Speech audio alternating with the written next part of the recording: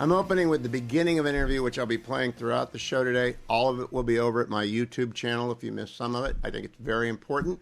Haviv Redigur is back, senior analyst for the Times of Israel. He's host of the Ask Haviv Anything podcast, which I recommend to you. You can support him at Patreon.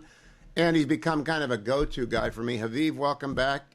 Thank you for spending some extra time with me today. You hit me with a lot today. I listened to your Amanda Dan Borschel interview last night.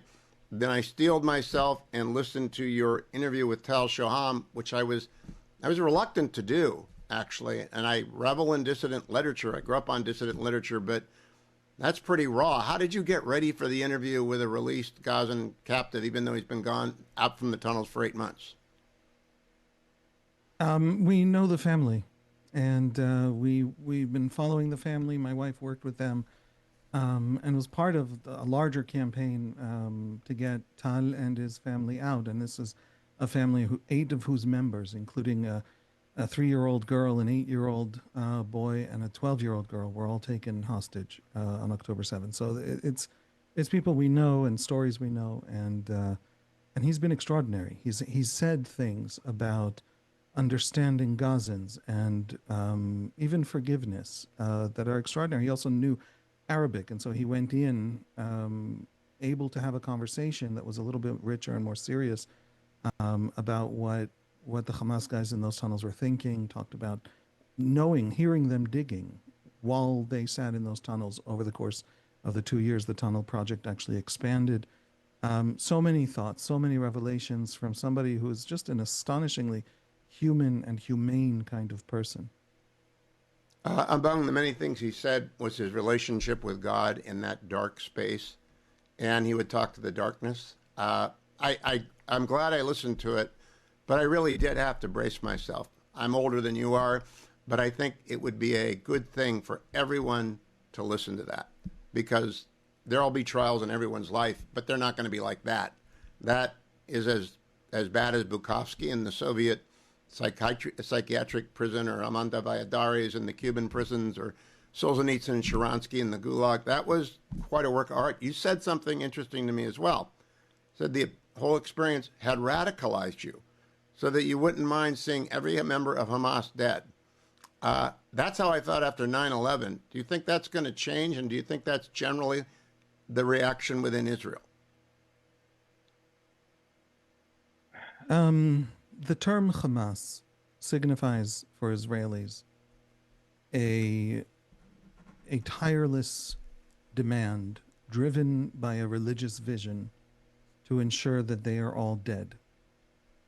So Hamas, as distinct from Gaza, Palestinians, the Arab world, anti-Semitism writ large over the course of, 2,500 years of Jewish experience, specifically Hamas is something that most Israelis would be perfectly happy to see dead and are willing to invest quite a bit of effort to do so.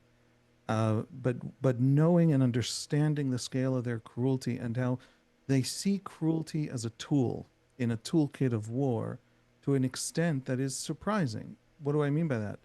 It isn't just that they want to completely destroy and annihilate the enemy. Their ideology, read the 1988 Charter, is absolutely, totally genocidal. They are explicitly genocidal. There's something adorable I mean that sarcastically, in people who, in defense of Hamas, deploy the term genocide about the Israeli war effort. You can, by the way, think the Israeli war effort is horrendous, but don't use the term as a defense for Hamas. Hamas literally, explicitly would like a genocide and say so openly. They're not cagey about it. And so if you are opposed to genocides, hating Israel isn't enough. You really kind of need to not be on Hamas's side of things.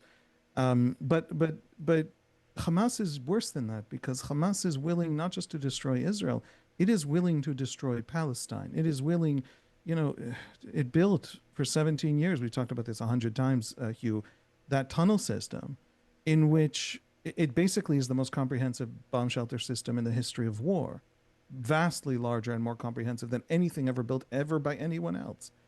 And not a single Gazan child has been allowed to step foot into any of the thousands of shafts and hundreds of thousands of kilometers of tunnel in 2 years. In other words, it's Gazans that it is willing to destroy on the path of this religious redemption that the destruction of Israel means. So These are people who want to murder my children and are willing to murder their own children on the path to murdering my children. I don't know if I needed much radicalization, but the hostage experience and the tortures and the starvation that they underwent and all of the things that they experienced, yeah, I think it took away some of my capacity to temporarily. I'm an analyst. I'm paid to think clearly. I try very hard. We all fail. I try very hard. It took away some of my desire to think around corners and see the deep humanity of Hamas and its ranks and its fighters and its people. Tall spoke very movingly about the children of Gaza who've had no choice but to be brainwashed. I thought that was very humanitarian of him, and we'll come back to that. The reason I want to talk to you a little bit longer... He's spoken about that... I'm sorry. He's spoken about that again and again, and he wants Israelis to hear that. And that's part of his message. And everything I've just said about Hamas, Gaza is a human society. And no human society is irredeemable. And people who think Israel is, way over the deep end and evil, no human society is irredeemable. And certainly I don't think that about Palestinians, and we mustn't ever think it about a society. And so when he speaks about children, I listen. He has more right to speak about Gazan children, than I do. He actually was tortured by their parents. And one of the fascinating things about his experience, by the way, I'm sorry to harp on, but I feel this very strongly. 200 days he spent in tunnels with Hamas fighters. But 300 days he was not in tunnels. He was in apartments. And he was held captive by families and by doctors and by people claiming to be journalists and things like that. And ordinary Gazans were around in different ways. He was marched through the streets a few times. And his experience of Gazan society was truly a horrific one, of everything dark and bad in that society. As a helpless person, totally dependent on their kindness. And he was tortured, and nobody cared, and everybody was part of it. And he comes out and says, we absolutely have to have that humanitarian impulse, that sense of sympathy and empathy and the hope and desire and plan for a new dawn with the children of Gaza. So it's yes, as you said, thank you for calling it out. And also it's a powerful thing when he says it. Let's pause right there. I taped an interview with Habib, which just wrapped up. It's an hour and 10 minutes long, and Harley has already posted it at my YouTube channel. If you want to go and listen to the whole thing right now, by all means do. I've linked it over at my X account as well. I think he is the Krauthammer of Israel, as Dr. Charles Krauthammer was for America for 3+ decades, right in the center of Israeli media, and so smart and so matter-of-fact in his explanation. We go everywhere in an hour and 10 minutes. I asked for the extra time today. He gave it to me. And I got out and walked this morning and did 4 miles listening to his interview with the hostage, Tal, because I had to kind of brace myself for that. But I got almost all my voice back. I'm feeling pretty good, thanks to Relief Factor. Great sponsor of the program. Taking it right like I do every first hour, first segment of almost every show. The 4 pills that come in the pack. And if you're watching on the Salem News Channel, you just saw me do it. If you're listening on the Salem Radio Network or any of our great affiliates across the United States, you hear me take it because I love the product. Got me back out after 5 days of not doing anything. No aches, no pains. Just great to be back out there. It's cold and inside the Beltway. A little bit chilly, but great to be back out there. Relief Factor makes it possible. You ought to try it. 1-800, the number 4 and the word relief. 1-800-4-RELIEF. The starter pack is $19.95. And you can always go to the website and find it there as well. 3-week supply, less than $1 a day, relieffactor.com. Let me also tell you, since I got another minute here, about our friends at besthotgrill.com. I did an hour 2 yesterday, an hour 3 the day before. I want to do it at the top of the show. We're going to come back with Noah Rothman. We'll be talking about the Seattle election last night. But I first want to say to the people at the very top of the show, we're in the gift buying season right now for Christmas and the New Year. Best Hot Grill is your best option for your best clients. Best Hot Grill is the best grill made in America, the Solaire infrared grill. But they got the monster grill at the end, which I've got on the West Coast and the East Coast. They also have those nice hibachis and small grills, which you give that to a client, they'll never forget you. They will never, ever forget you. And maybe you just want to shop for yourself and get the famous fireballs, that Rasmussen fireballs. They're world unique. Or you might just want to measure, and they will help you do it, your fireplace for a new set of logs, gas logs. But really go over and look at besthotgrill.com for the Solaire infrared grill. If you buy the big one, try it before you buy it. But that's the present that will keep on giving year in and year out to the clients you love best. And don't tell the ones who didn't get it that you gave it to anybody else or they'll be mad at you. besthotgrill.com. Pleased to welcome Noah Rothman. One of the people I have to apologize to because I left him out of my Fox News column today is the people you got to be listening to. So sorry, Noah. I was on deadline. But I would have put you in there if I'd thought about it longer. Noah, what do you know about Seattle? Not a ton. I've never been, but I am familiar with it as a subject of politics because I've been writing about what Jacobin magazine called this year the year of municipal socialism, and they have abundant evidence to buttress that conclusion. Boy, are they screwed. Let me give a quick rundown of the facts and then have your reaction. There are 800,000 people in the city of Seattle. King County is about 4 million. Median income in Seattle is 120,000. The cost of living is significantly higher there than the national average. It's a college town, 52,000 college students, 36,000 staff on the University of Washington. The Katie Wilson, the mayor-elect, website begins with homelessness, follows by affordable housing, Trump-proof the city, climate action, sanctuary city. She calls for a local capital gains tax. She wants to raise property taxes. She wants a local estate tax, the death tax. She wants a local wealth tax. She wants a digital advertising tax so that they can generate funds from the social media companies that monetize our attention all day, every day with detrimental health effects on mental health. And she is anti-Israel, accuses Israel of genocide, and has been endorsed by CARE. So am I right? They're screwed?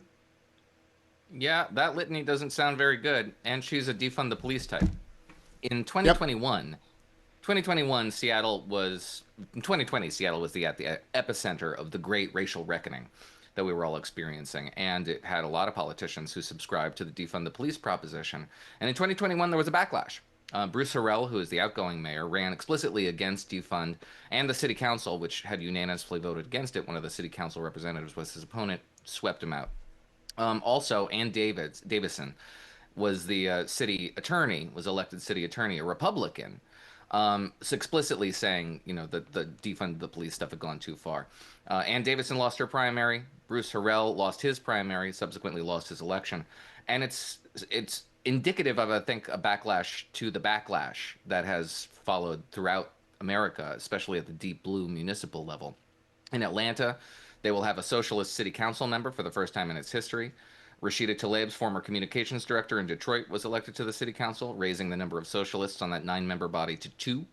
Obviously, you have Mamdani's victory in New York City and Seattle. So we do have, in a contest between far-left Democrats and outright socialists, the socialists are winning. So, Noah, is it good for the country and bad for New York and Seattle? Because we are running an experiment that has been run many times before, never successfully. No matter where you look, you'll never find a successful socialist country. I suppose you might say Northern Europe, but we pay for the defense. So it does not work. It ends up with empty shelves, decrepit apartments, no new building, people fleeing. Is it necessary for us to go through this? I'm of two minds on that question.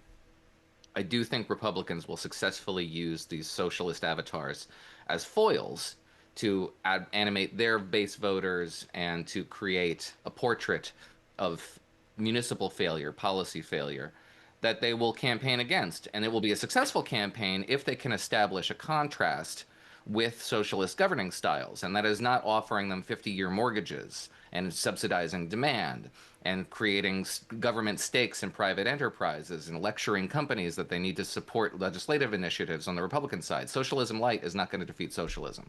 They have an opportunity there. But I do think that we don't have to consign America's greatest cities to ruin in order to realize that vision.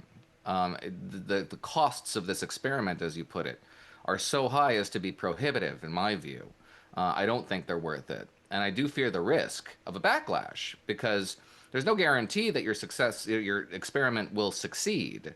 There is a temptation represented by socialist policy prescriptions, a rapacious, in my view, evil temptation, which is to believe that your failures, your personal failures, are attributable to the successes of someone else. And if we only knock them down a peg or two, we will realize the full flowering of the human condition. That's a very tempting notion. It has been with us throughout history. Socialism is only the latest expression of it. But it is not necessarily one that I welcome. I don't want to inculcate it. I don't want to incubate it. And I don't want to give it space to flourish.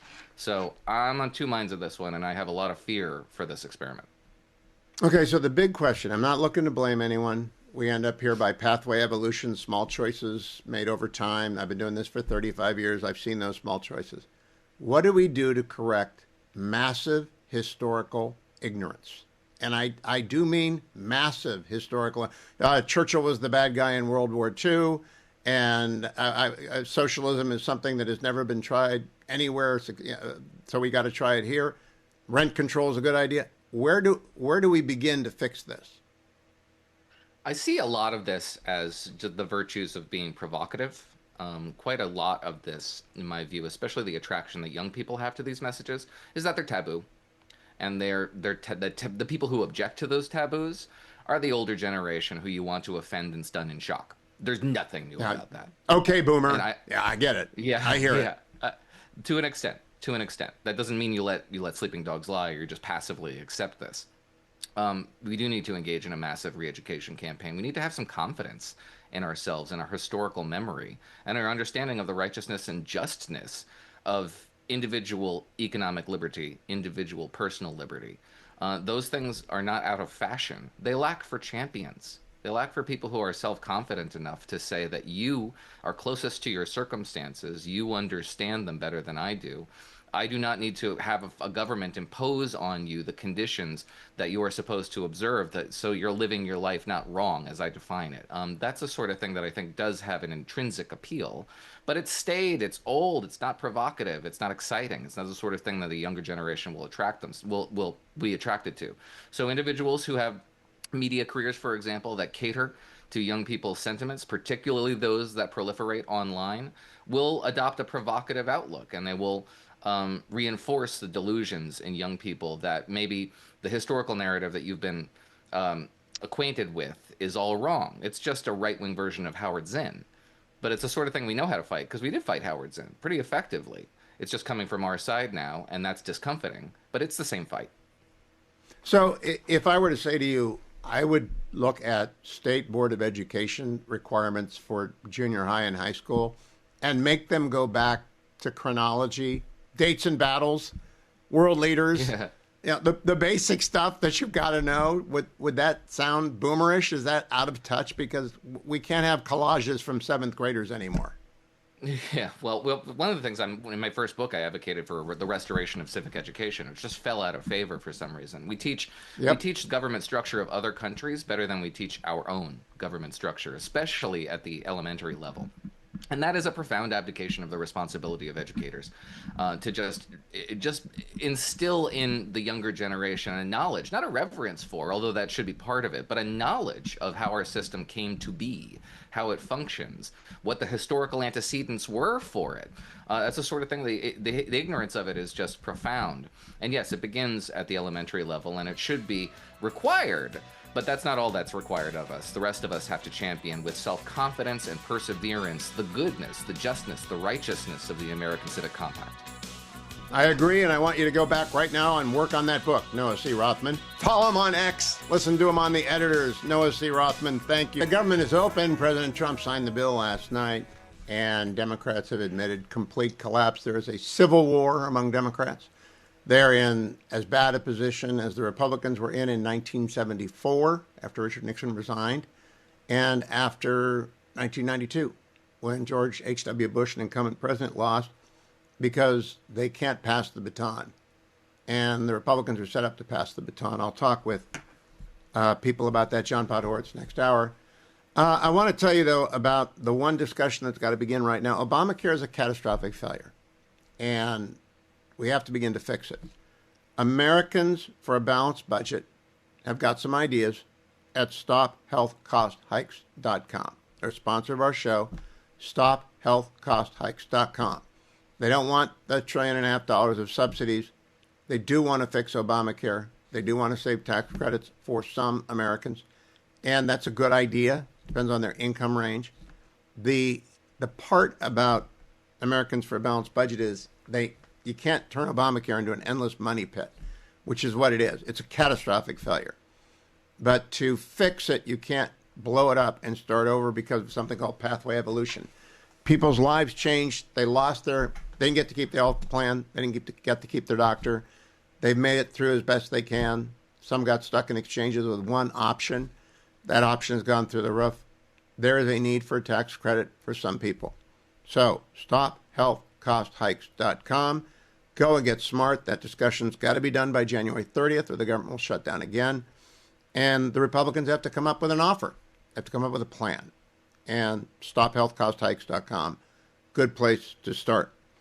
Another good place to start is by losing some weight before the holidays hit, before Thanksgiving. And that's myphdweightloss.com, 864 644 1900. That's 864 644 1900. I'm going to have you do it again, Dwayne, because I am losing my voice and I got to plug my YouTube channel all day today, get the Haviv Reddick Gore interview out there. So tell them about myphdweightloss.com. Speaking of making a plan, that is what my PhD does the best, is it helps you make a plan to be able to lose the desired weight. You don't have to worry about shots. You don't have to worry about being on a shot as a Band-Aid for the rest of your life to be able to keep that weight off. You can make a plan based upon your dietary needs, what food you like, what you don't like, and craft a meal plan for your schedule to lose, between a pound or two a week or 3 or 4 pounds a week, depending on how aggressive you are.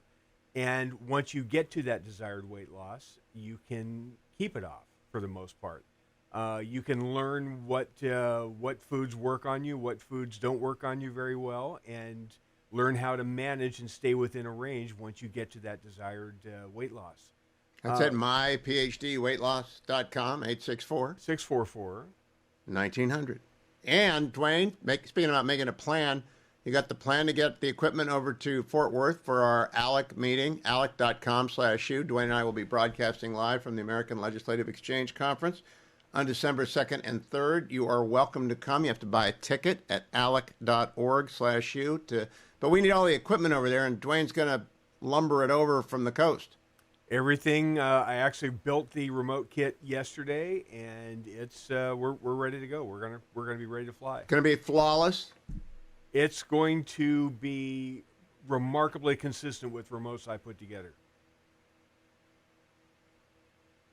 This is media. You have to talk. No, I know, but I'm looking at there have been. Do you remember Philadelphia at the Union League when we went off the air 30 seconds? I do, and I can also promise you with absolute certainty that we love you, Renee, but you did trip over the wire and you did take us off the air 30 seconds before we went on. Renee will not be in Fort Worth. All right, just saying. When you say previous remotes, I go to the Union League in Philadelphia. I told that story to a... So that's the standard by which every remote is measured? Yeah, it's the worst case scenario. You got us on the air. You got us on the air. Oh, I did. I got us on the air. You got us on the air. So American Legislative Exchange Council, more than 1,000 state legislators are getting together. We're going to talk policy. We're going to walk out. We have fun with these, ladies and gentlemen, and you will have great fun too. Finally, let me save you some money. Consumer Cellular, 1-800-411-4454. My code is Hugh25. That's an extra $5 off a month for the next 5 months of your bills. But I really want to talk to my audience that's 50 and older because you're paying too much for your data. If you want an unlimited data plan, they got the best one. 2 lines, $60 a month. Keep your number, keep your data, or get new phones and new data. They'll talk you through it, but they don't offer you the free phone. Come on, they're a real great service, no sacrifice, lots of savings. But you got to go to consumercellular.com/Hugh or call 1-800-411-4454. And remember my code, Hugh25, 1-800-411-4454. Get the plan that makes the most sense for you with your cell phone and your devices. They have 1 identity, 5 devices, 10 identities, 10 devices. That's the individual and the family plan. Give him a call. Dr. Michael Oren joins us, former ambassador of Israel to the United States, longtime friend of the show. Dr. Oren, earlier today, I taped an hour-long interview with Haviv Reddick Gore, talked about passing the baton, and I mentioned that you've been my guest for 20 plus years, and there's a new generation of journalists rising in and analysts rising in Israel. Is a baton being passed there like it's got to be passed in the United States from people like George Will and Krauthammer to people like Continetti and Guy Benson and Mary Catherine Ham? Is that underway? It's less significant here, Hugh, in Israel. First of all, Israel doesn't have ageism. It's very interesting, and we don't have a very big generation gap. It's never a big thing here. We don't have ageism. We don't have that much sexism, and young people have older people as very good friends, and I'm speaking personally, and no one thinks twice about it. So, I don't know. I think there's still a deep respect for people who have been through life, who have acquired a tremendous amount of experience. Now, having all said that, there is this generation that's coming out of Gaza. And you're talking about Right. hundreds of thousands of young Israelis who are going to vastly impact Israeli politics in the coming years. The leaders of Israel in the next 5-10 years are people we've never heard of. You haven't seen them yet, and they are tough. They're tougher than you can imagine. They've been hundreds of days in combat, and they are multi-partisan. They've fought side by side with people from the right, left, right, up, down, religious, secular, Jews from Eastern background, Western background. It's going to be a completely different generation. I think it's going to be our greatest generation. Well, there was a second founding of America, as you well know. The first founding from 1776 to 1789, and then the second founding in the Civil War. I know Israel's not going to have a civil war. I hope not. But they've had a 2-year war, which has just been awful. And it will have a generation that will be like the grand old army of the Civil War. They will be around for 60 years talking about this war. How will it change Israeli politics? Well, let's give an example. The previous, most traumatic war was the Yom Kippur War in 1973. And a generation came out of that war that was bifurcated. Part of it went to the right and became the settler movement, the Bloc of the Faithful. And part of it went to the left and became Peace Now. And that bridge was never united after that. This generation is coming out very, very united. And I think that Israel is going to move forward. It's going to tackle the big question of ultra-Orthodox service in the military and integration into the country, which in many ways is the most existential threat we face, after the Iranian threat. And we don't know where the Iranian threat is standing right now. So it's going to be, I personally am very optimistic about Israel's future. So for the last 20 years, we worried the most, you and I, about the fact that Hezbollah had this arsenal of 100,000 ballistic missiles and other short-range missiles. It's been largely destroyed. Will Israel keep its boot on their neck? It has to, and we're doing it. And there's lots of talk in Israel this week about renewed warfare against Hezbollah. We've talked about this many times. I'm of the Dirty Harry school with Hezbollah. Pull the trigger, make our day. And give us another excuse to beat you further down to the ground. We have to do that. But to keep our eyes, also our boot on the neck of Iran. I think that's much more dangerous for us. And Iran, there have been reports that Iran is assiduously rebuilding its long-range missile capacity. It hasn't begun to rebuild Fordo yet, but they're going to test the waters to see how much they can get away with. And then there's Hamas. Hamas, which is still embedded in the northern part of Gaza, northwestern part of Gaza. And as of yet, no one's come up with a program on how to get those guns out of Hamas's hands.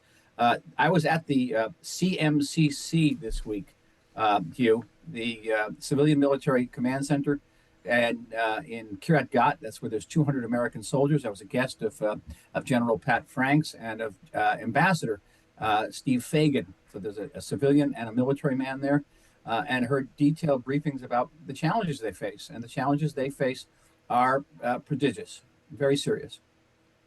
So here's my last question, Ambassador. Take a couple of minutes. Kamala Harris has been on a book tour. It is now abundantly clear, had she won, Israel would have been obliged to stop, or they would have lost American support. Iran would not have been attacked, and that you're guaranteed a strong ally in the White House for 3 years and 3 months, and that's it. Does Israel change anything with the recognition that support for it from America could fall off a cliff if the left wing of the Democrats or the isolationist fringe of the Republicans get into power? So, I write a weekly column in Hebrew for our major daily. It's called Yediot.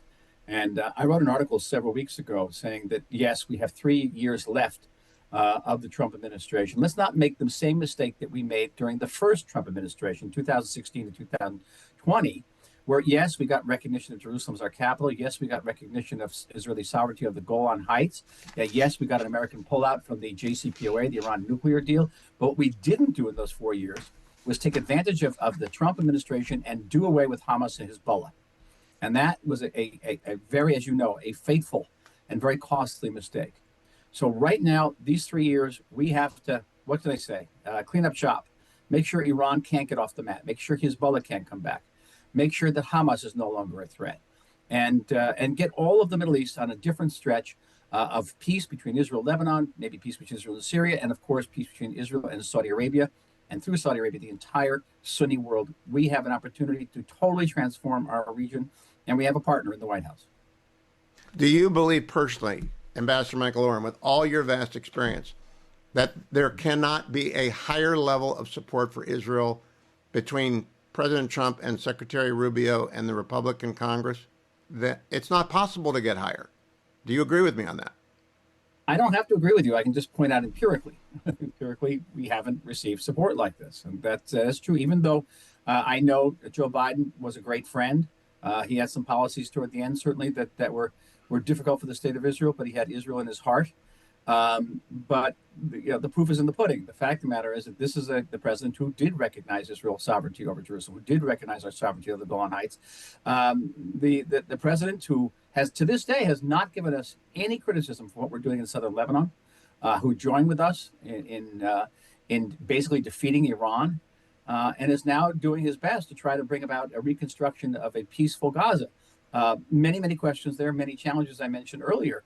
But empirically, the record, I think, speaks for itself. I think you're right. Ambassador Michael Oren, always great to talk to you. Thank you for spending time with me each and every week. I appreciate it immensely. Don't go anywhere, America. I'll be right back. We've got a lot coming up. John Podhoretz, Josh Kroshauer, Admiral Mark Montgomery is here to talk about the changing face of warfare as well. Jim Talent will be coming along. And the rest of my interview with Haviv Rettig-Gur, or at least parts of it, all of it is already over at YouTube, Hugh Hewitt YouTube. Please go like and subscribe and listen to that Haviv entire interview. That's the baton passing I'm talking about. I'm going to do a rare thing right now on the Hugh Hewitt Show. I'm going to tell you I do not know the answer to something. It's not my habit. Frequently wrong, never in doubt. But I am in doubt about the 50-year mortgage idea. I really don't know. I haven't talked to Andrew Del Rey or Todd Avakian yet. They are sponsors of the show, andrewandtodd.com, 888-888-1172. And they've been sponsors for a long time. And more importantly, Andrew's been my dear close friend for more than 20 years. And I trust him. He did my mortgage when we moved from California to the Beltway. Done my kids' mortgages, did Dwayne's mortgage. I just trust him. Todd Avakian, same way. Talk to either of them. They got a great team as well, 888-888-1172. They're with Union Home Mortgage. They are a bank. They make the loan. So if you're a veteran, you don't want to put something down, you want to have a zero down loan, they do the VA loans. First-time home buyer, FHA loan. You're a senior and you don't want to ever make a mortgage payment again, but you want to get money out of your house, andrewandtodd.com, 888-888-1172. Now, this idea about a 50-year mortgage so that we can bring affordability to young people so they can buy a house, I don't know if that makes any sense. I am a lawyer. I am a professor. I'm a broadcaster. I can't do that. I have no idea, and neither do you, whether that's a good idea. You should be maybe in a 15-year mortgage. Maybe you should be in the old-fashioned 30-year mortgage. Maybe you should be an adjustable rate or a fixed rate at 5.5% or 6%, whatever it's going to be after the Fed cuts rates in December. I don't know. Neither do you. You need a counselor and you need a banker. Someone who will help you with your credit, someone who will assess your income, someone who will underwrite the loan. So you're not dealing with a broker who's trying to make the most money off of it. Neither Andrew Del Rey nor Todd Avakian nor anyone who works for him will ever upsell you. They just don't do it. Great Christian men. Like I said, I've been in a Bible study with Andrew for more than 20 years. Although I've been bad for the last 2 weeks, laryngitis. But I'm here to tell you, with as much voice as I have, before you answer that question and start dialing around saying, I want a 50-year mortgage, talk to them, find out what they think is in your best interest. That 50-year mortgage strikes me as being a very long time to get into a house. very long time. So there's really one thing to do. 888-888-1172 or visit andrewandtodd.com. Coming up, Jod Podhoretz, editor of Commentary Magazine. And I want to ask him about this passing the baton. And both here and in Israel, and about the strategic relationship and about the rise of anti-Semitism on the left. I mean, it's overwhelming the left. And it's got a toehold on the right. And we'll talk about that and what to do about it, because Israel is America's most important ally. And we have to make sure people know that. So John is coming along right after this. And then more of my Haviv Reddy Gur interview. Go over to my YouTube channel. Like and subscribe to it, please. Listen to the whole Haviv Reddy Gur thing, and then realize we only send the best of the Hugh Hewitt Show to you via YouTube. But if you like and subscribe, you won't miss any of it. I begin the hour with my friend John Podhoretz, editor-in-chief of Commentary Magazine. John, I was so happy when you began with remembering The Odd Couple today, because it was a great show. Not the same kind of show for me as it was for you. For me, it was Mary Tyler Moore's show. But tell people why it was your favorite show, because it was a fabulous bit of work. So The Odd Couple was an adaptation of this Neil Simon play that was a huge hit movie, and they used to do this all the time, is make knockoff TV shows, sort of like road company versions of Broadway hits. And in this case, I think the TV show is better than the original. It posits these two men sharing, an apartment in New York together, and just the number of situations that they get themselves in, from winning a car in on a call-in radio show that they then have to figure out how to park around New York City, getting trapped on a subway car for 22 minutes. Like, a lot of the stuff that Seinfeld did was anticipated by The Odd Couple, which was like the last gasp of kind of Borscht Belt humor. One of the weirdest characters in showbiz history, Gary Marshall, who was the creator of The Odd Couple, an actor, you've seen him you saw him a million times, yep. Director, all this. The Jewiest person who ever lived, but an Italian from the Bronx. Not a drop of Jewish in him, but he sounded like my grandfather. And he had shtick like everybody on the Borscht Belt. Tony Randall, the star of The Odd Couple, born Leonard Rosenberg in Tulsa, Oklahoma. Oh, I didn't know that. How about that? How'd that for you? Leonard Rosenberg and Jack Klugman, a degenerate gambler from Philadelphia. And there they were, 5 years of absolute joy on television. And today, as you mentioned, is the opening monologue. The opening credits feature the announcer saying, on November 13th today, Felix Unger was asked to remove himself from his place of residence. So that is why today is Odd Couple Day to all those who observe. Well, I loved it. I wrote a column today about Boomer to Zoomer and how the passing of the baton on media is happening in real time to people like Matt Continetti and Eliana Johnson, and that Boomers have to give it up and entitle and credential younger people. But that, nevertheless, I still love Boomer stuff, and I thought it was well done. Look, it's all true. I think my 15-year-old, if he watched The Odd Couple, would not get what's great about it. Though I think, by the way, I did show him the Mary Tyler Moore Show episode, Chuckles Bites the Dust, which is easily the greatest, I think the greatest sitcom that's ever produced, about what happens when everybody at the TV station has to deal with the accidental death of Chuckles the clown, who is stomped on by an elephant in a parade, and how everybody reacts to it. The greatest, and he was in absolute stitches, and that's a 55-year-old television episode, so it's not as though it is, but it makes me laugh. It's like I swear to God, I thought turkeys could fly. There are things that are funny, no matter WKRP. There you go. Exactly, yeah. Exactly. And they have their own. Funny. They have the stuff that they think is funny, and a lot of it is funny. I mean, South Park, which is very raunchy, is extraordinarily clever. So, But I've never watched The Simpsons, John. Not one episode of The Simpsons. My 15-year-old son has watched all 740 episodes of The Simpsons. Wow. I am not. I want to get to something very serious. Yes. What I talked to Haviv about. For 50 years, America's most important strategic ally was Great Britain. It's now in a decline, which is probably irreversible. They have nuclear weapons, but after Tony Blair, and they have a good military, but I don't know that they have the will to project it. Our most strategic ally in the West is Israel, nuclear power, intelligence power, sophisticated military, wildly effective when they're good, and the will to use it. But we have a left wing in the Democratic Party hell-bent on destroying that relationship, and a foothold on the right that is getting bigger that worries me. Does the center win out in persuading people for non-Christian Zionists, just strategically, that the Israel-United States partnership has to be strengthened and made permanent?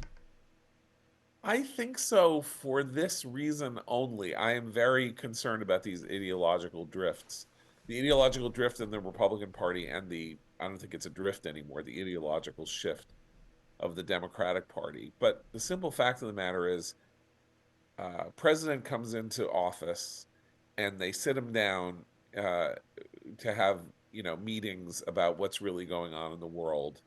And there will be no substitute for Israel's depth of knowledge of the most important region in the world in terms of its capacity to destabilize the rest of the planet, and the fact that its interests align with ours in the sense that what we want to do is keep radical fundamentalists and millenarian irredentists from taking over the holy sites of Islam and launching holy wars from them.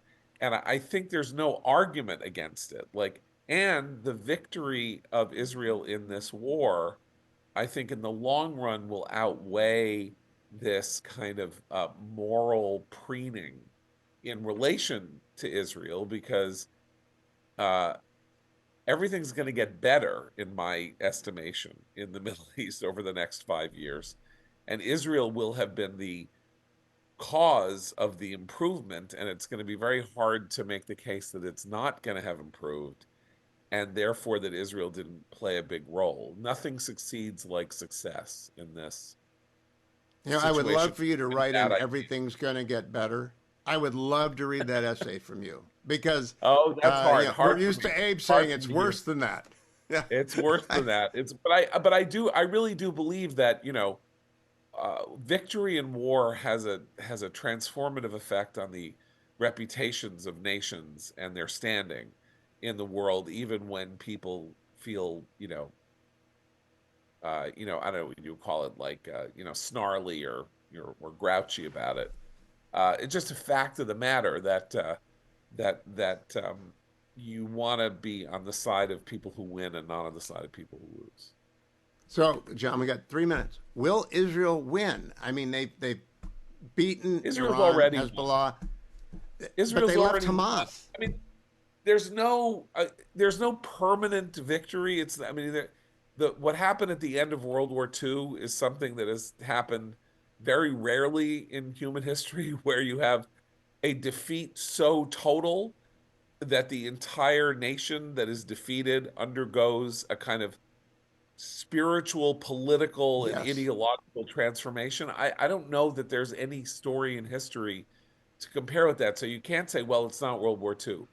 Hamas had to beg America to beg Israel to let a couple hundred guys out of the tunnels that they themselves built that they couldn't figure out a way to get out of.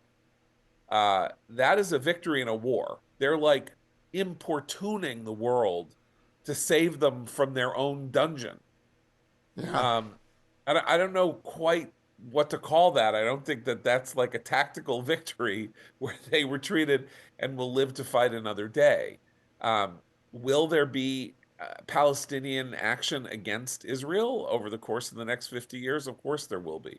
Will there be hostility that takes the form of warlike behavior against Israel by its enemies over the next? Of course there will be. But that warlike and hatred continues doesn't mean that Israel didn't win this one. Well, that's correct. But Hezbollah is trying to reconstitute as we speak. And Israel Israel is can't quite bombing make the crap out of them every time their head that's pops. They pop their head up out of the hole. Israel drops ordnance on them, so it's not going well. The and they're building reestablishment. a fence. They're building a wall, and I like Yeah. that wall. It's a wall. I don't know what the strategic depth is, but there's not going to be another 10-7. Do you agree with me on that? They're going to build. They're just not going to be surprised again. No, I mean, I think. Look, the story inside Israel is that the reckoning for what happened is that for 10 years, Israel took its eye off the ball, and that will never happen again. And so, since that will never happen again, the possibility of building up to another attack like October 7th is extraordinarily unlikely. And that is good news. It's going to get better. I'm waiting for it, John. Lead story on commentary. Listen to the Commentary Podcast for all pop culture and important news. And it's really a lift. Every day you got to listen to it. Thank you, John Podhoretz. Follow John on X at JPod. Before I go back to more of my interview with Haviv Redigur, I remind you all of it is available. You can listen to it uninterrupted at YouTube. Hugh Hewitt YouTube. When you go to listen to it, please do subscribe. But I want to play for you Donald Trump last night talking about when he signed the bill to reopen the government shuttered by Chuck Schumer and the Democrats for no reason whatsoever, to no good end for anyone, and disaster for the Democrats. Cut number 3. For the past 43 days, Democrats in Congress shut down the government of the United States in an attempt to extort American taxpayers for hundreds of billions of dollars for illegal aliens and people that came into our country illegally. From gangs, from prisons, from mental institutions. They wanted to pay them $1.5 trillion, which would have really hurt our healthcare businesses and our recipients at levels never seen before. Today, we're sending a clear message that we will never give in to extortion, because that's what it was. They tried to extort. The Democrats tried to extort our country. In just a moment, I'll sign a bill exactly like we asked Democrats to send us all along, many days ago. This cost the country $1.5 trillion, this little excursion that they took us on. Republicans never wanted a shutdown and voted 15 times for a clean continuation of funding. There's never been a time when one or the other party ever didn't sign a continuation. It's just a continuation, not a big deal. It's a continuation, and we'll talk later.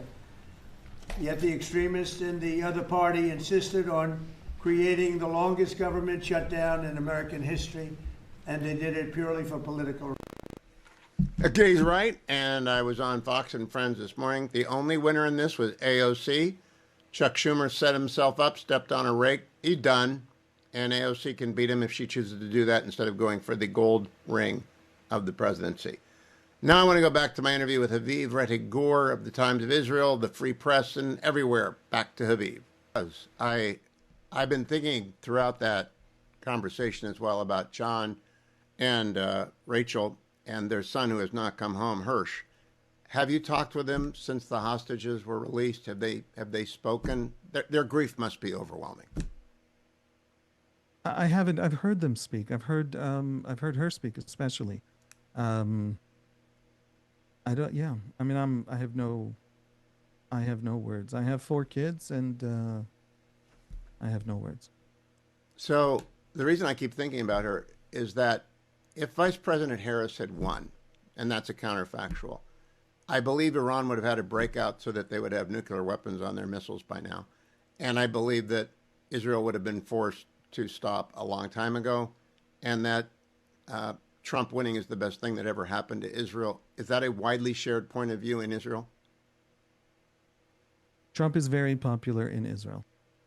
Yeah. After the Iran war, even more so. Israelis aren't always sure they agree with him. He's now waded into the Netanyahu trial. Right. And all of that politics. But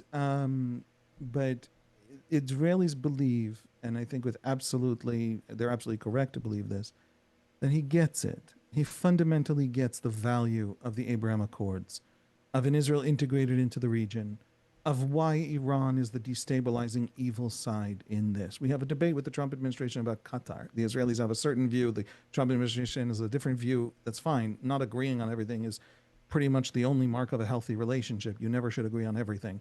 But the fundamentals, the existential threat Iran posed, the genocidal demand, the cult that the Iranian regime represents, the fact that it spent a double-digit percentage of its GDP on a 30-year plan to destroy Israel that all got wiped out in 12 days, the catastrophic incompetence of that regime, where all it can do is bring war and failure to the Arab world around it, and it can't actually build a new day for Iran. All of that Trump gets, and that's enough. That is way more than enough. So but that's only half the question, Habib. The other half is, in her interviews since her memoir came out, Vice President Harris has made it clear she would have done more to stop the war. She would have not participated in Operation Midnight Hammer. And I believe, generally speaking, it's evident that the Democratic Party is in the grip of a growing anti-Semitic, certainly anti-Zionist and anti-Israel cadre of DSA with the mayors in Seattle and New York.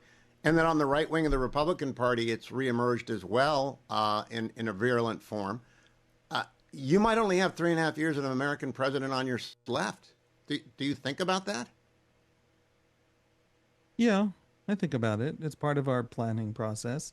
I hope smart people in government are thinking about it. We are a country that's capable of tremendous competence and tremendous incompetence. We've seen both in the last 2 years in plentiful supply. I do think we're thinking about it very seriously. I don't think anybody in Israel is panicking.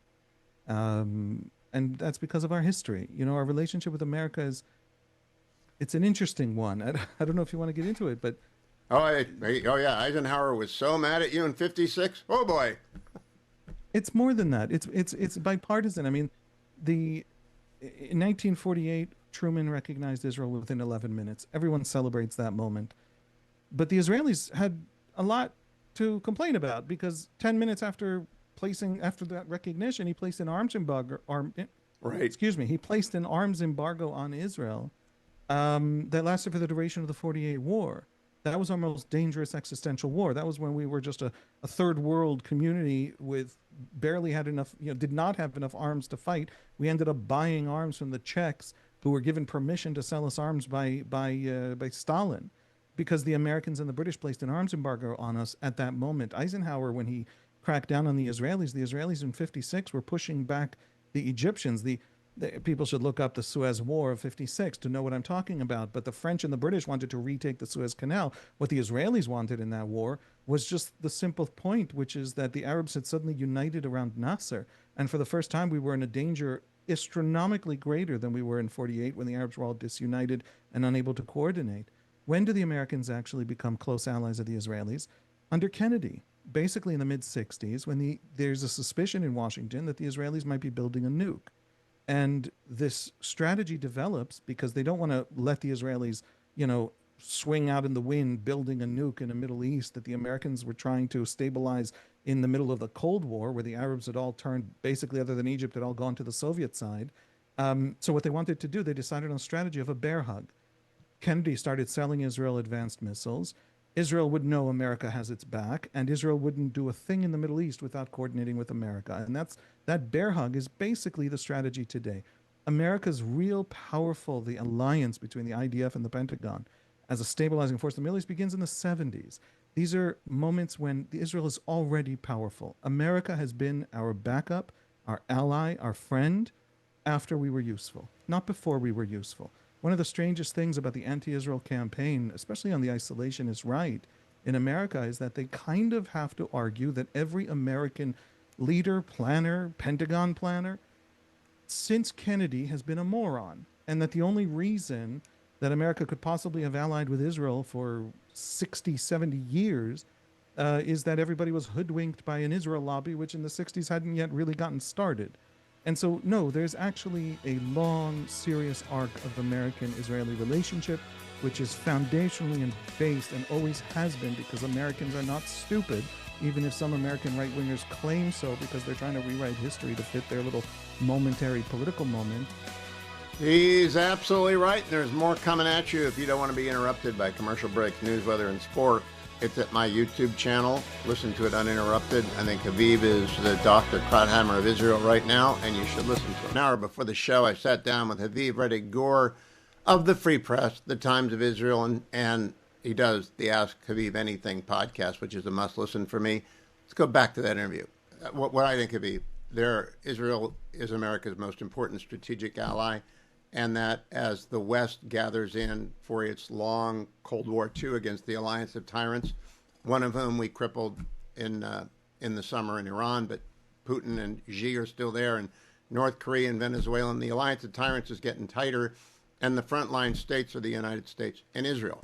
And anyone who comes after that alliance is crazy. It's sort of like Britain and the United Kingdom and the United States in 38, 39, 40.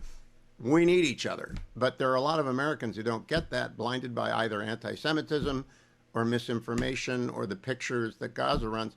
Which brings me to an interesting question. For years, I've been doing this show for 25 years. Michael Oren has always been my go-to guy. Ambassador Oren is a friend. He's my age, though. And Dan Senor, since you were with me last, I've had on Nadav and Amit and now you. Dan Senor has done Israel an amazing public service. Do people know that he's basically the face of Israeli public diplomacy in America, introducing people like you and Amit and Nadav, the next generation of explainers to the American public? Are they aware of that in Israel, what Dan's doing? Israelis are provincials. You're not gonna change that. I love them, but they're very provincial.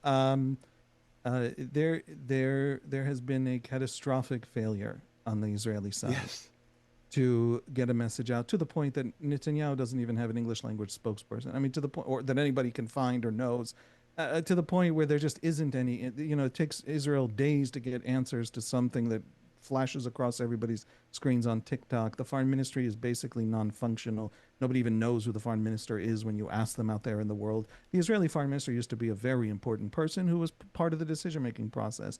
No longer. So this is a colossal strategic failure, especially when the enemy foundationally basically thinks they're fighting an information war, far more than a war on the ground. For Israel to be confused about that point and only have fought a war on the ground is staggeringly incompetent. And people like Dan stepped into the breach and incidentally didn't tell the government of Israel's story. None of us. Amit Segal was just publicly castigated by Prime Minister Netanyahu today in a public letter of the Prime Minister over domestic politics. Yeah, okay. He's not a spokesperson of Netanyahu. We're all telling the story as we understand it. But it is at least a story where Israel is right to go after Hamas. And by the way, all of us, on the hunger crisis back in the summer, I came out about it on the Free Press.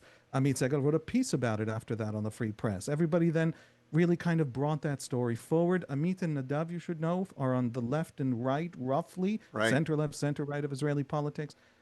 So it's at least bringing something of the Hebrew language conversation that is really profoundly missing from mainstream American media, because the journalists who cover Israel in mainstream American media know almost nothing about it. All they really know is basically their own sort of political dogmas that they approach the conflict with. And again, you don't have to agree with me, but you should at least understand what Israelis think is happening to them if you're going to cover a story about the Israeli-Palestinian conflict. So, there's this huge gap.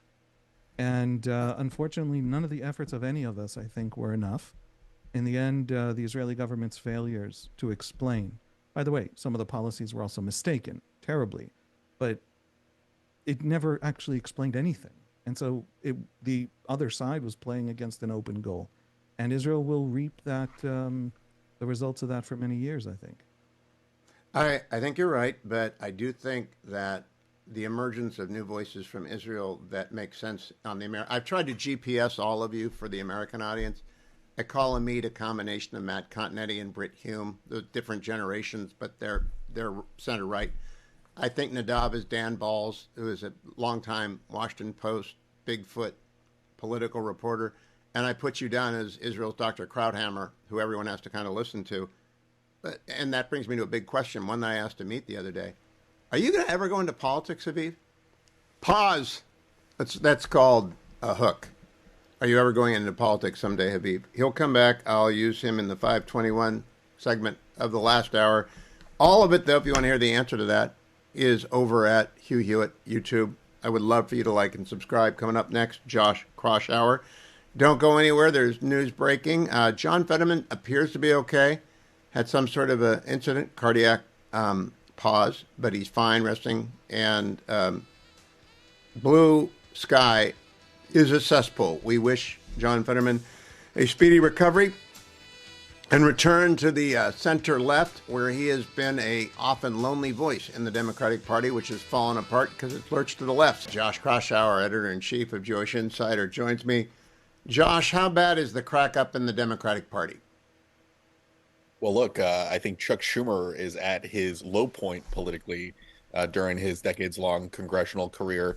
It's kind of remarkable. This is the guy who didn't want to went against the base in supporting the budget earlier this year, got hell politically from the base for that. Now he closes the government down for 40 plus days, is still getting hell from the base because he couldn't win that fight. And the opposition, who tries to use the government shutdown as leverage to get whatever they want, has never won that fight historically. So you can't win anything if you're Chuck Schumer. I think, Hugh, that he is facing a real likelihood of facing a serious challenge in the 2028 primary. And I think the betting money is that he may actually step down before at the end of his term this year, or at the end of his term before 2028. I think there's an old phrase in investing: do not try and catch a falling knife, which means if you think a stock is falling and that this is the right time to get in, you're wrong. It's going to fall further. And Chuck Schumer is going to fall further. I don't think he's going to run again. This is a disaster for him. Well, Hugh, a good contrast in looking at leadership in the Senate, you can look at Mitch McConnell, who took a lot of, hell from his base, but did what he thought was the right thing, and ultimately, I think, went out in terms of on the policy side. But he took the heat. He actually stood up for what he believed in, and he was not. You could see some of his polls. The right wing base turned on him a little bit, but he still got reelected. He still won his primaries, and he did it. He didn't back down substantively. Chuck Schumer, behind the scenes was trying to get the government back open, but he didn't have the principle to actually vote that way. So that just shows how scared he is of the Democratic Party base, and frankly, how scared he is of where the Democratic Party is moving. And it's moving away from the more mainstream brand of Democratic Party politics into a much more activist, strain. I want to pause here and underline what you just said. Leader McConnell is a genius. His book, The Long Game, is one I would recommend any youngster on Capitol Hill read. And he always played the long game with two things in mind: the Constitution, the judges who would actually read it and apply it. He always was against campaign finance laws because he thought they violated the First Amendment. He stuck with that fight, McCain versus FEC. He won.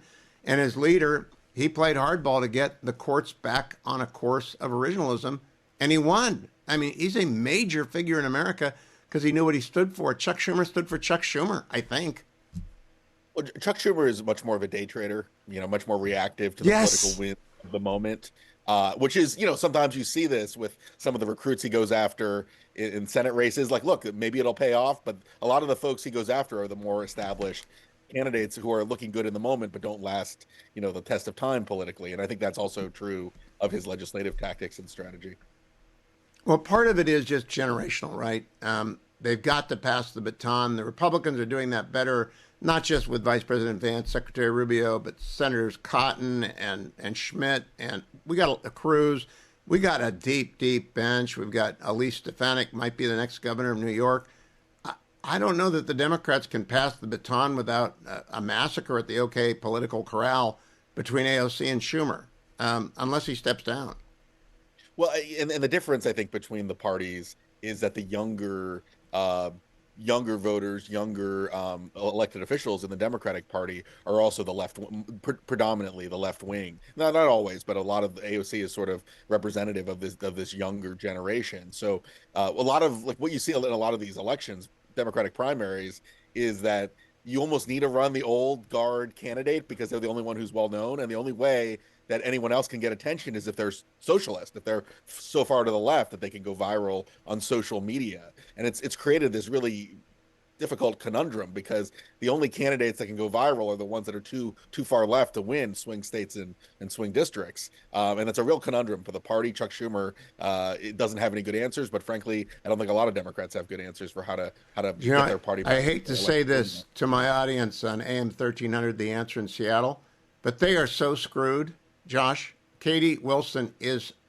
so left wing, and she wants to tax everything, including a digital services tax, a local death tax, a local capital gains tax.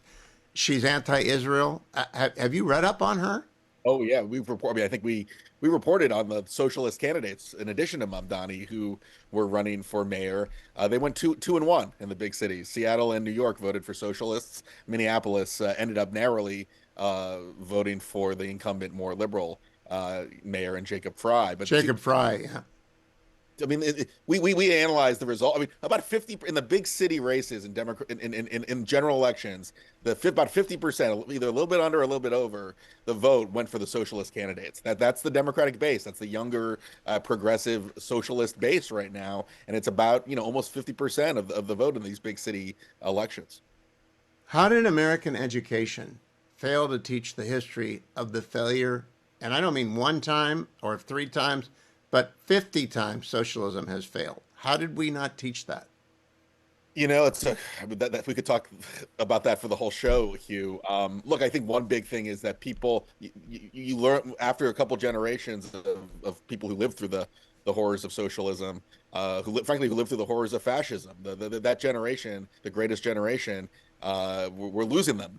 And I think that sadly people don't read their history, and we may have to learn our lessons that were so hard fought over the years all over again if the trends are the same as they look right now. I'm not predicting. I know for a fact it will not work. It cannot work. You cannot do rent control without destroying the housing stock of a city.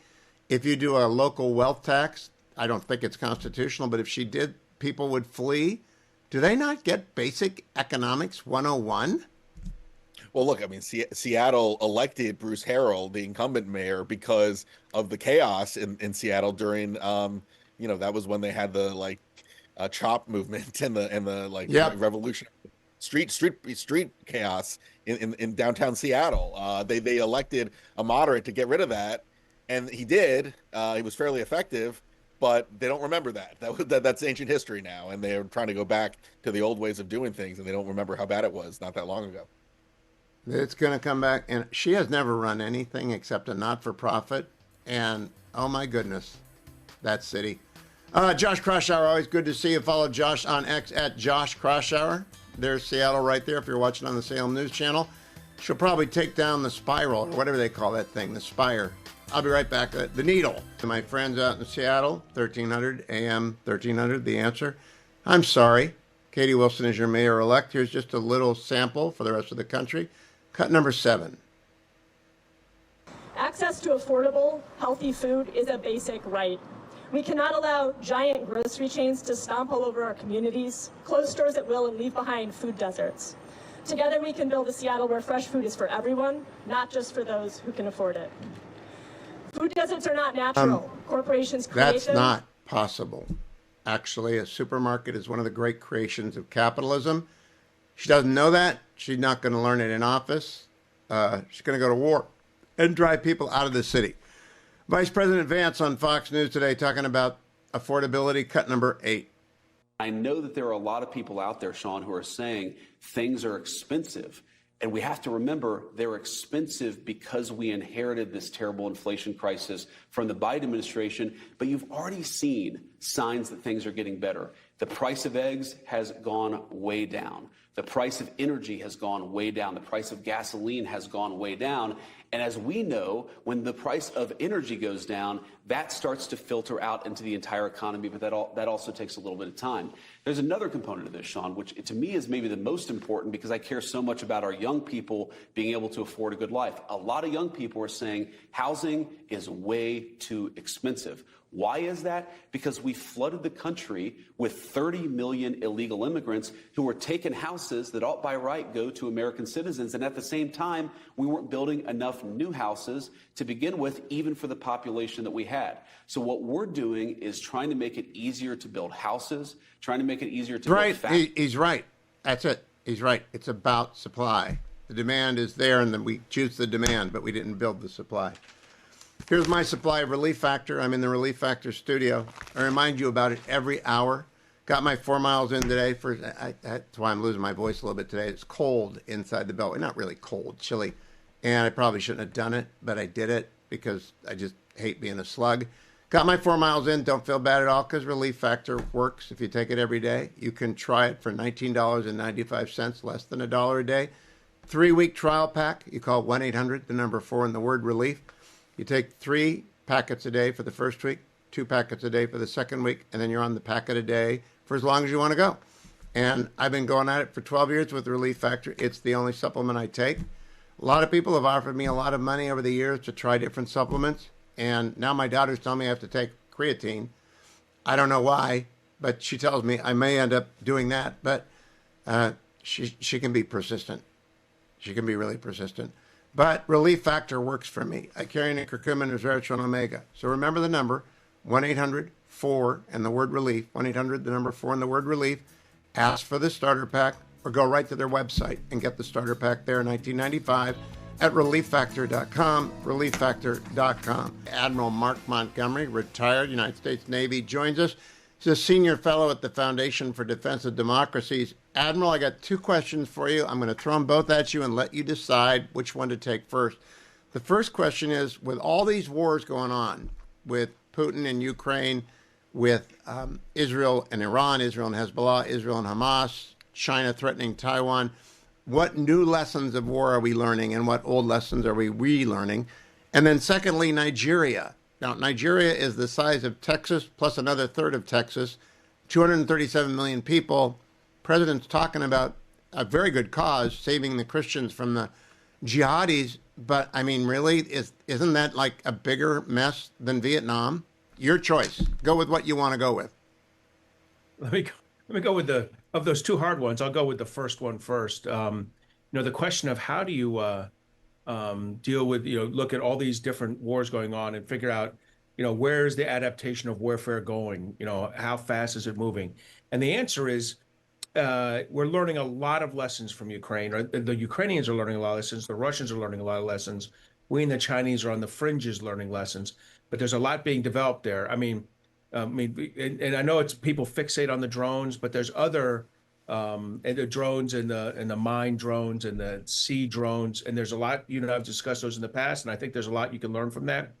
But in addition, the utility that authoritarian states have found in using cruise ballistic and hypersonic missiles, and I'm thinking there about Russia, and then with minus the hypersonics, Iran against Israel, Russia against Ukraine. And, we have not, part of being in Iraq and Afghanistan over 20 years was that we took risk in our cruise missile defense and a little bit in our ballistic missile defense. As a result, we're not ready to defend ourselves where we're talking about forward station forces in Japan, in Europe, in Korea, or if we're talking about the homeland. And, that's why the president has kind of settled one of his big decisions was it's now called Golden Dome, but the idea of defending our homeland from this growing menace of long-range cruise, ballistic, and hypersonic missiles. So I think we've learned quite a bit in that from that fight in Russia and from the fight in Iran with Israel about those threats. Do we have the ability to put into place effective defense in the 3 years and 3 months Donald Trump has left? So look, here's what I say. The President Trump, you got to give him a lot of credit because every president since 9/11 has said homeland defense is my number one issue. Very few have put the resources against it. And if you look at the homeland, it's 3 things. The first is the border. I think we can agree the border is secure. Yep. And it was not before he took office. Number 2, homeland defense. He has said, I'm willing to spend, anywhere north of $125 billion to address this issue. That may not be enough, by the way. And he's also told the department, you need to think about space-based defense. You need to imagine this. Now, look, part of he also would like it done by fall of 2028. I'm not sure those Right. two things can gel together. I think the best thing he can do is deliver a kick butt space-based missile defense system that's enhanced by an underlayer of some terrestrial-based systems that is initially operational at the end of his administration and fully operational during the next president's administration. In other words, to do it right, it's going to take 5 or 7 years, unless Russ Vought has got $1 trillion you and I don't know about, in his back pocket. It really is going to take, I think, 5 to 7 years to get the defense that Donald Trump visualizes into play as a 5 to 7 year initiative. So that's number two. I'll just tell you, Hugh, number three, cyber. And that's actually where China's attacking us right now. That whole Volt Typhoon thing where they penetrated our critical infrastructures and put malware in, and we caught them. They're doing it everywhere, all the time, all at once. So we need to. There's the third arrow in his homeland defense has got to be getting at cyber, and I'm hoping that's what we see come over the next 6 months. Well, I think I no longer own Palantir, so I can say this. I think Palantir is what's going to provide that to us, but and a couple other companies, but that's a wish against a need. So we'll just leave it at that. Talk to me about your initial thoughts about Nigeria. Did you have the reaction I did, which is great idea. I would love to help stop Boko Haram. I'm not sure we have the capacity to do that or the will to do that. Yeah, so, it's unusual. This is the second time in the last few months we've heard this president talk in a way that sounds almost a little bit like regime change.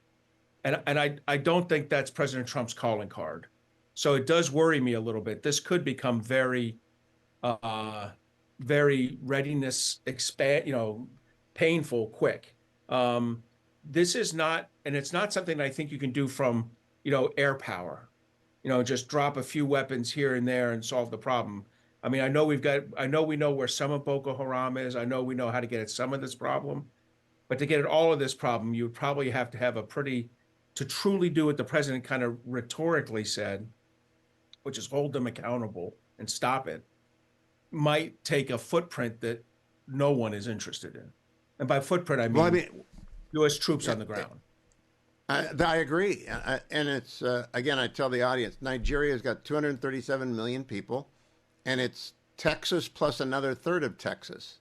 I don't even know where we'd start. Do you? I don't. This is not Venezuela. Like, if you asked me or Admiral Stavridis or someone else to come up with a plan to in a phased way, hold Maduro accountable until he flees, I could give you that strike plan. I'm confident it's being worked up, across the river here at the Pentagon. I can visualize that in a way that doesn't require U.S. occupation.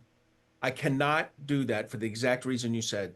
The geography of Nigeria, the size, the kind of like the heterogeneity of the religions, in the same battle space, in the same space. They haven't gone to each of their corners purely. There's large cities with mixed, mixed groups. I just don't. This would be an extremely complex, demanding, and resource-intensive process, and I don't think the president's truly committed to that. Now, Africa Command is a big command, and it's the fastest-growing continent, and it's got so many different problems. Do we have any significant footprints outside of Djibouti on the continent? We do have some. So Africa is large and expansive. You're right. Africa Command's actually pretty, as you are implying, they're kind of small. It has very few assigned forces and very few U.S. forward deployed areas. Djibouti being the exception, being a big one. And that really has more to do with CENTCOM than it has to do with AFRICOM. So no, we don't. And in Southern Africa, which is not Nigeria, in the southern part of the continent, we have almost no footprint. But in the eastern and western, we have small areas where we've had forces. we were driven out recently from a few of them by, Wagner Group, the remains of Wagner Group, if you remember from, a Right. Russian Mali and mercenary. Niger, I think, right? Yeah, Mali. that's right. And places where we'd made we and the French both had made significant investments to try to preserve our access to get at Al Qaeda and other and ISIS based groups in the continent. And we have very limited footprint now. And again, even if we had what we had prior to the coups, I don't think that would have been enough for what what he rhetorically said. Again, this has got to be rhetorical, Hugh, because maybe scare someone, but am I right that it's a Vietnam-sized commitment if you want to enter into a civil war between the North Boko Haram Islamists and the South Christian Western, it's bigger than Vietnam? Well, and I would say it's Westmoreland's view of Vietnam, not McNamara's, right? Okay. So, yes, and that's just not in the cards. I mean, we can't afford it. It'd be pulling us away from Asia again. It'd be pulling us away from the homeland. So the two things the president is talking about, Asia and the homeland, is not Africa. If Bridge Colby and others were to argue supporting Ukraine's a stretch, what's Nigeria then? It's a super stretch, right? And again, Venezuela, I can visualize a solution to that.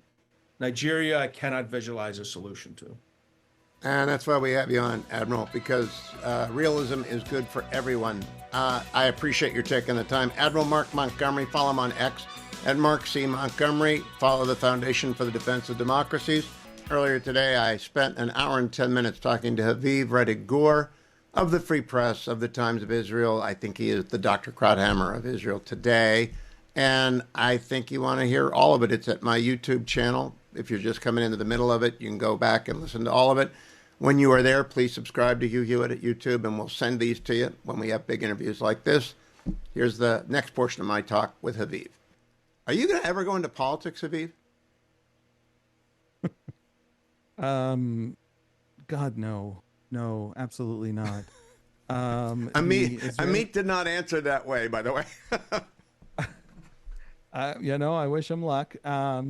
One of the things that people don't understand about politics when they go into politics, and I have this conversation with more than one aspiring politician who's had some phenomenal success somewhere else and wants to change the country for the better and decides to go into politics, is that a junior politician doesn't get to set the agenda. A junior politician, the vast 99% of the time, Zoran Mamdani is an exception, and sometimes there are these exceptions, but the vast majority of the time, there's this river flowing past you of agenda items set by other people, and you dip into it and pull out the tiny little bit, trying to make a name, try and be seen. And you spend most of your time shocked at how useless and meaningless you've become after leaving this thing you do well and going into this political world where you have to sell a lot of yourself on the climb up. And by the time you reach the top, what's left? All of these kinds of questions. I think I'm much more useful to people trying to explain what's happening than asking them to vote for me to enact a policy that I need 600 different stakeholders to actually get done. That's not my skill set. I would be doing a disservice to Israel if I was a politician in Israel. Well, you and I have the same point of view, and it's always been, I never wanted any part of it, but I wanted to ask, just to have it on the record, something you said on the, I can't remember if it's with Amanda or with Tal, is it's a safer country on paper, it's a safer country in reality, but Israel is still torn. Oh, he asked it of Tal. Can we find a path back to normalcy? You didn't answer that. He did. What do you think?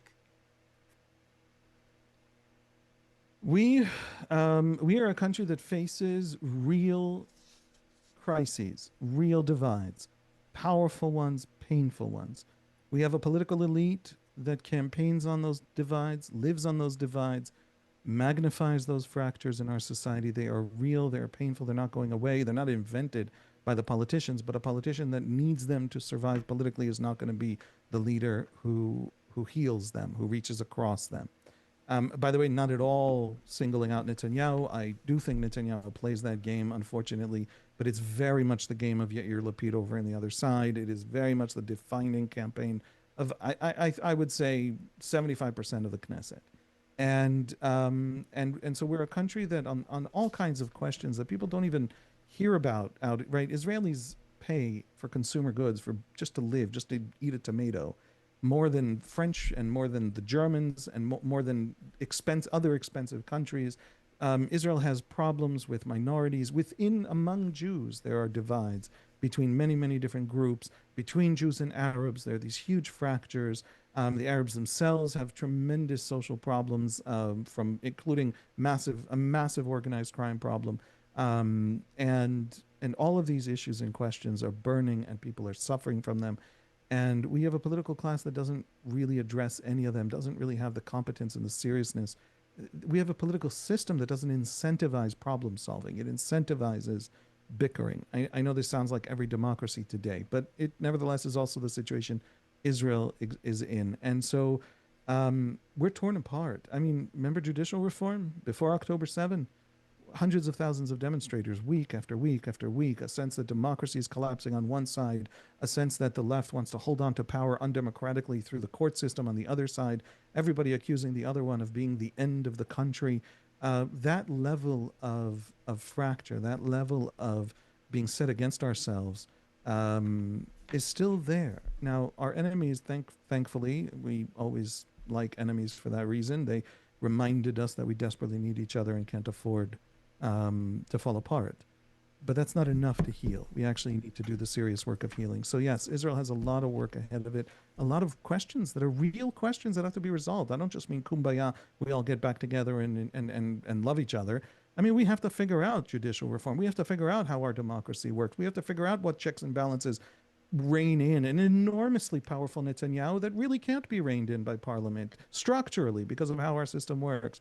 And it can't be the most powerful court in the Western world that's unhealthily powerful. So there are fundamental questions, and a political system that doesn't really know how to answer them or even wants to answer them. It's a country, I think, at a turning point. I think it has to make some serious decisions going forward. Oh, it has such a big decision ahead of it. You do not have a constitutional right to a free press, so you have a vibrant free press. Your conversation with Amanda, which I listened to last night and took copious notes on, because it's whether or not President Herzog ought to actually pardon Prime Minister Netanyahu at the request of President Trump. When Gerald Ford pardoned Richard Nixon, it really spared the country a great deal of ordeal. But then you went a level deeper, and you talked about the problem of the security apparatus mapping journalists. That does not happen here, or if it does happen here, it is a scandal and heads roll because of our First Amendment. And would you explain with the background? You got a lot of runway here. I want the American audience to understand how this is set up, and you're unfortunately going to have to unpack the Netanyahu trials, which have always seemed to me to be the most absurd things in the world, because you can't criminalize good press. You just can't do it. Yeah. So let me start with a caveat that every right winger is going to roll their eyes at. I apologize, okay. But I believe it. Netanyahu's behavior was completely inappropriate. He received vast amounts, hundreds of thousands of dollars worth of gifts from billionaires who have assets in the country, own television stations in the country. And he claims this was all friendship. Now, when my wife was coalition legislative director in the Knesset for a few years, she worked in government. She had a government job. She once had a meeting with Google, with I think Google's lobbyists in Israel. Google has a very large operation in Israel. And they gave her a mug with Google's logo on it.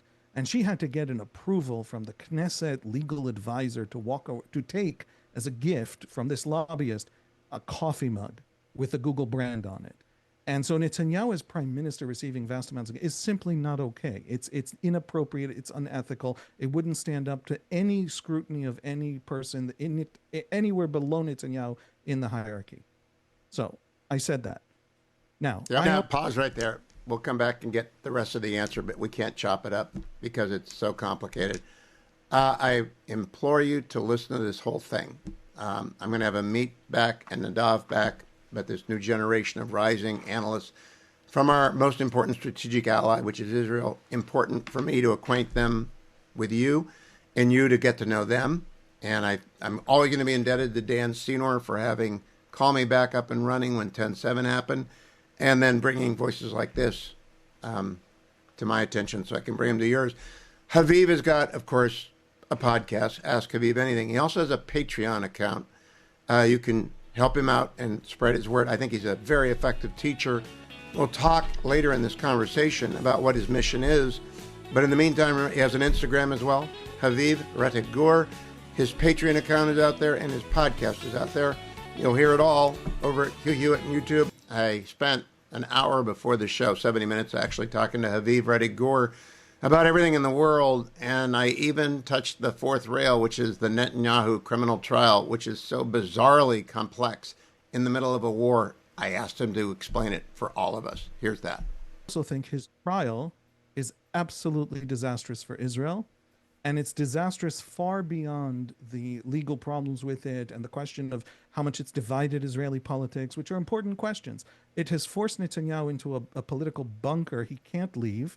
It has forced the other side into a political bunker, because any politician on the center left that now says, look, maybe we can form some kind of temporary truce on some specific issue in the Knesset, there's a blowback that says you're going to do a deal with a prime minister indicted and standing trial.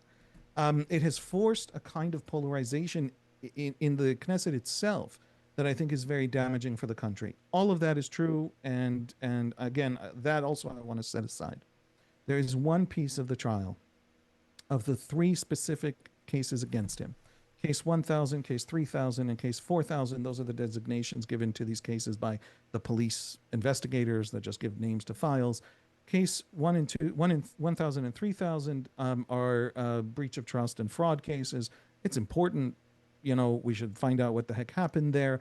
They're not cases with a potential ruling, a conviction for turpitude, meaning exceptionally bad crimes. There is only one case that is his most dangerous legal case, where the potential prison sentence is years, and that's case 4000. And in case 4000, the basic argument of the prosecution has been, and legal analysts are going to hear this, professors of law are going to hear this, and I hope I get it all right. So apologies ahead of time, but people can look all this up. It's not that complicated. Case 4000 is the argument that when Netanyahu served as communications minister, while also being prime minister, he advanced policies that favored the Bezek telecom monopoly at the time in Israel. And the Bezek telecom monopoly was owned by a very wealthy guy named Elovitch. Elovitch also owned a media outlet, a news website called Walla. And the Walla news website, the prosecution alleges, was bent to cover Netanyahu very, very favorably in a quid pro quo in which Netanyahu would do for Elovitch things that improved Bezek's business position vis-a-vis the government. It had to do with regulation of internet infrastructure. And Bezek was the major provider of internet infrastructure at the time in Israel. And Netanyahu would do what Elovitch wanted. And in exchange, Elovitch's quite popular website at the time, it's very much diminished today, but it used to be one of the two biggest or three biggest websites in Israel, would cover Netanyahu very positively. That is the accusation. And the argument is that the bribe is media coverage. Now, conspiring to get a benefit in exchange, a personal benefit in exchange for policy decisions is, absolutely a legitimate arena for police investigation into corruption. The great problem for me, the danger I see in this trial, the reason I think that the Israeli media landscape, and especially center-left media, that has just locked into this and just decided that there's no danger for the press, and it's important Netanyahu have his comeuppance, and if he's a criminal, he's a criminal, and we should all go after him. There's a terrible, terrible danger in the legal theory presented by the prosecutor that positive media coverage can be A, ascertained by the prosecution and the court, whether or not it's positive, too positive, more positive, less positive, and B, can count as a bribe. That is, you said, that there's Israeli state agencies, security apparatuses tracking media. At this moment, there aren't any state agencies tracking media. I have never, military correspondents reporting on troop movements have a military censor. I have never, ever, ever had to interact with a military censor in any way. I've said everything I feel like saying about every piece of legislation I've ever had. Nobody tells me any nuclear secrets, so I can talk about whatever I think I know. There is no censorship, there is no tracking. Except that there is now, for the very first time, a serious effort underway in the state prosecution handling this case to prove to a court, by sifting through Wallah's coverage during this period, that in fact the coverage favored Netanyahu, and actually he was given the quid pro quo for the policy decisions that he made. That is so unbelievably dangerous. Two things about this that are... All right, we're going to pause it there. Maybe I'll get back to it tomorrow. Haviv and I agree on the role of journalists, on the role of disclosure of journalists' positions, and on the danger of this prosecution. I think I am much more in favor of a pardon and President Herzog doing what has never been done before, like Gerald Ford did what was never been done before, because it's in the best interest of his country, as it was in the best interest of the United States. To hear all of that and more about what Haviv's mission is, you'll have to listen over at YouTube to the entire interview, and it is well worth it. One of my deep dives with a good guest. Hour and 10 minutes worth your time. Go over and listen to it. I have the perfect guest for discussing Chuck Schumer's dilemma and maybe his fall, and that's Jim Talent. He's a former senator, and he had a leader. Senator Talent, welcome. You are a senior fellow now at the Reagan Institute Center for Peace Through Strength. Who was your leader? Bill Frist in the Senate. In the House, it was new. Yeah, Bill was a very good leader. Bill was one of those guys who managed to accomplish a great deal, sleeping about 3 hours a night. You would get texts from Bill that were timed at like 4:15 in the morning while he was on the treadmill. But people liked him.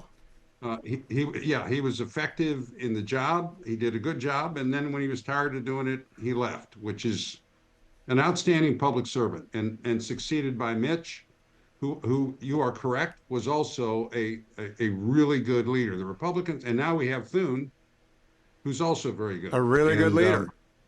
Yeah. We're lucky. Absolutely. Democrats have a really bad leader, I think. What is your assessment of Chuck Schumer's position after the collapse and now the growing divide, which I think is actually a chasm in the Democratic Party? Yeah, and he's not the guy to manage it. Chuck is a pretty partisan Democrat, but he's not good at throwing out red meat to the base. And every time I watched him try to do it, I just cringed for him on every level. He's no good at that. And the problem when you try and be something you're not is you end up losing the people who liked you in the first place, and making the people who don't like you even more angry because they think you're trying to pull the wool over their eyes. And I think that's the position he's in. Obviously, this tactic that he engaged in with the shutdown is not helping him. I don't think they're going to remove him as leader this Congress, but I think he may have a big problem next Congress. I think maybe the only thing that could save him is if the Democrats have a really big win in the Senate next November, and maybe he can get some credit for that. Other than that, I think he's run up against something he's just not suited to do. LeBron James said Father Time is undefeated. I'm sure other people said that. He's been in government for 50 years. He came out of Harvard Law School and went into the state legislature of New York, then to the Congress, then to the Senate. 5-0 in New York. There comes a time when you should just hang it up, right? Yeah. Well, I'm getting to be an old dog myself, Hugh. And here's another old saying: old dogs can't learn new tricks. It's a lot harder for us guys, and so as a general rule, you shouldn't try. I mean, just be. Well, you and I continue to adapt. I mean, we're doing this. You're doing podcasts with Dwayne. You're doing the Reagan Institute. Yeah. We do it, but we don't keep going to the Senate every day trying to keep this ridiculous party, which has gone so. Did you see what the mayor of Seattle's run? I just looked her up yesterday. Right. I had no idea. So you're going to tax everything and let all the criminals loose that the last guy collected, and also, I guess, probably let the streets. But this. I have to say, I always and continue to have faith in voters. I really do. But this is pretty astonishing to me in Seattle. more so than in New York. I mean, the New York thing I get. I mean, Mamdani is young, he's charming. He was running against a guy. I don't think you can overestimate how burned Andrew Cuomo is entirely throughout New York. And he promised a bunch of free stuff. And so, they voted him. I'm not all that shocked by that. I think it's going to be bad for New York, and I think it's going to be bad for the Democratic Party. But that I understand. These northwestern cities, I don't get it. I mean, Well, do you think it's every a kind of, do you think it's a kind of double-blind trial of socialism on both coasts, so that it will actually benefit the United States when it abjectly fails, because it will fail? It has always failed. Yeah, on a political level, I think it presents a real opportunity for the Republicans because, yes, you're right. I mean, these policies are not going to succeed. They're not even going to succeed on their own terms. Okay, so rent is not going down in New York. These public groceries, if he's ever able to establish them, are going to be disasters. We had one they tried in Kansas City. It doesn't work. Homeless people, taking fentanyl on the street. It's just a walking advertisement not to elect Democrats in the rest of the country, which is one of the reasons so many of the Democratic professionals are upset about it. I mean, it's going to be a problem for them, and very difficult for Schumer to manage. The other mistake that I think Chuck made, and I made plenty of mistakes too. He's always been a supporter of Israel, and he needed to find a way to continue doing that, not as provocatively from the Democratic perspective as John Fetterman, but he needed to be out there, and he didn't. And again, it's not going to please the people. The people who hate Israel for whatever reason are not going to be voting for Chuck Schumer as opposed to an AOC. And the people, in the middle who feel differently about it, they've watched Schumer try and stay, to go from one foot to another, and they don't like it either. And my last question, Jim. I got to D.C. in 1983 after the 1982 wipeout. So I remember the 1982 wipeout because we were dealing with the after effects of that in the DOJ, White House, all the agencies. The political tides in America are pretty fixed. We should get wiped out. Do you think we can avoid it? We being Republicans. Oh, yeah, I do. I'm not going to bury the lead in answering the question. I mean, Americans all want economic opportunity. That includes the young people, by the way. So if the economy picks up, I think the party will be in pretty good shape. Whether it does or doesn't, politics is about talking about things voters care about, not treating them like they have no attention span. I don't like people saying that about young voters. I mean, look how many of them came out to see Charlie Kirk. Just tell them what you're doing on the issues that they care about. Be convincing and be authentic. And I think we'll do pretty well if we do that. But you're right. I mean, if the economy doesn't start growing more than it is, and I see some good signs. Now, I like very much, you played a clip from J.D. Vance. It's really clear that the top leaders understand this, and they're going to start talking about the good things that we've done. One of the challenges with a president who is a whirlwind, and I've said this on the show, is you don't have time to take victory laps when good things happen, like lowering the price of gasoline. I mean, we need to go out and tell people his energy policies are working, and it's going to keep inflation down all throughout the economy. And we have got to free up the market to build houses and permit reform. Jim Talent, always refreshing to talk to you. Old dogs do new Turks very well, and you're proof of that, as I hope I am. Follow Jim on X at Jim Talent. If you just woke up because you work the night shift, Donald Trump did sign the reopen the government package. I think the airports will be back to normal tomorrow. Feds should get paid by midweek. The SNAP recipients will get their money, and the Democrats have dug themselves a hole so deep you should never forget it. Cut number 2, the president in the Oval signing the package last night. Cut number 2. So I'm always willing to work with anyone, including the other party. We'll work on something having to do with health care. We can do a lot better. We can do great. So much money is involved, and we're willing to pay so much money to the people. So we're going to pay a lot of money to the people. They're going to go out and buy their own health care, and we're going to forget this Obamacare madness. And cut number 4. Over the past 7 weeks, the Democrats' shutdown has inflicted massive harm. They caused 20,000 flights to be canceled or delayed. They departed so many times, so late. People were hurt so badly. Nobody's ever seen anything like this one. This was a no-brainer. This was an easy extension. But they didn't want to do it the easy way. They had to do it the hard way. And they look very bad, the Democrats do. They deprived more than 1 million government workers from their paychecks and cut off food stamp benefits for millions and millions more Americans in need. They caused tens of thousands of federal contractors and small businesses to go unpaid, and the total effect of the damage their antics caused will take weeks and probably months to really calculate accurately, including Cut number the serious 5. harm that they did to our economy. With my signature, the federal government will now resume normal operations, and my administration and our partners in Congress will continue our work to lower the cost of living, restore public safety, grow our economy, and make America affordable again for all Americans. And then later in the day, he gave a speech on adoption. Cut number 6. The Bible tells us that one of the measures of any society is how it cares for vulnerable children and orphans. So important, and it's so big in the Bible. So as we make America great again, we are going to protect American children in foster care, and we're going to ensure that they will never, ever be forgotten. These children will never be forgotten, and they're going to grow up. Good for the president. You know, I don't hear that enough, but I'm in the Relief Factor studio, and I don't want to be forgotten by my sponsor, and I don't want to forget my sponsor, Relief Factor.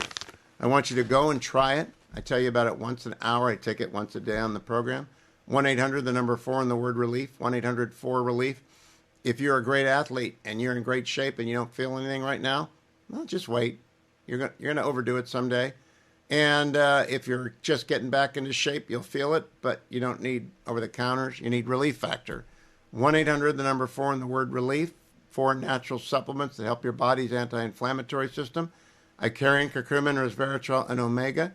You can get the starter pack for $19.95. It's less than $1 a day. Obviously, it doesn't work on laryngitis, but don't need it for laryngitis. What you need it for is making sure you don't hurt. Minor aches and pains, they go away. 1-800, the number 4, and the word relief, or go find the starter pack for $19.95 at their website, relieffactor.com, relieffactor.com.